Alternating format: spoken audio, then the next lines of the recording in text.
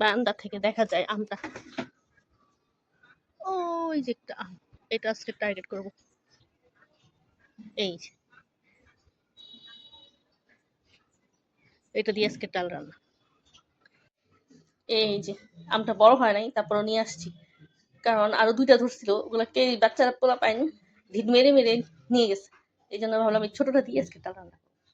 ঠিক আছে, মাম্মা এখন ছিঁড়ে আম কাটতেছে। আল্লাহ হয় না এখন ভালো করে। হ্যাঁ এখনো হয় নাই। কচি ভালো করে দেখবা না আম দেখছো এখন হয় না, দেখি মাঝখান দিয়ে কেটে। মাঝখান দিয়ে মনে হচ্ছে আরো বাজে না একটু হয়েছে, ও বড় হয়তো সাইজটা একটু হয়েছে। আচ্ছা। Let's go. দেখেন ভাবছিলাম ডাল রান্না করবো, ছেলে খেয়ে ফেলতেছে। মজা, আর তুমি তো বললে খেয়ে ফেল ডাল। একটা এই ছোটটা দিয়ে ডাল হবে না। ঠিক আছে, খাও, মজা করে খাও।